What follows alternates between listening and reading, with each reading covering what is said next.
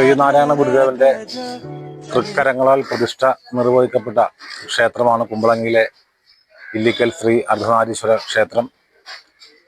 1083 ആണ്ട്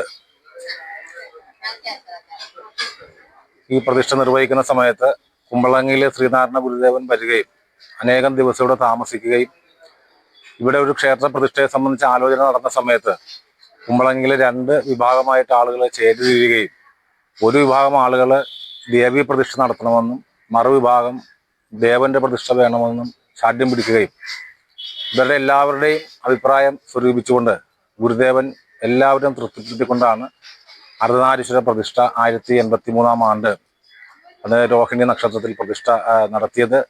മീനമാസത്തിലായിരുന്നു ആ പ്രതിഷ്ഠ നിർവഹിക്കപ്പെട്ടത്. അതിപ്പോൾ 117 വർഷങ്ങൾ പിന്നിട്ടിരിക്കുകയാണ്. ഇപ്പോൾ കഴിഞ്ഞ വർഷം ഇവിടെ ഗുരുദേവന്റെ ഒരു ക്ഷേത്രം തന്നെ, മുൻപ് ഗുരുമണ്ഡപമാണ് ഉണ്ടായിരുന്നത്, ഇപ്പോൾ ഗുരുദേവ ക്ഷേത്രം എന്നുള്ള നിലയിൽ 3 നേരവും പൂജ ചെയ്യുന്ന ക്ഷേത്രം ഇവിടെ സ്ഥാപിക്കപ്പെട്ടിരിക്കുകയാണ്.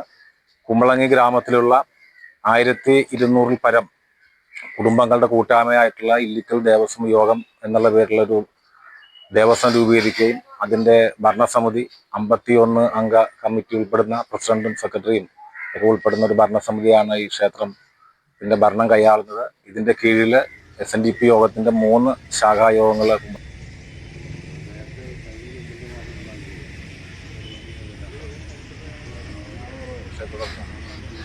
ഈ ക്ഷേത്രത്തിന്റെയും ദേവസ്വത്തിന്റെയും പ്രവർത്തനങ്ങൾ മാതൃകാപരമായിട്ട് മുന്നോട്ട് പോയിക്കൊണ്ടിരിക്കുകയാണ്.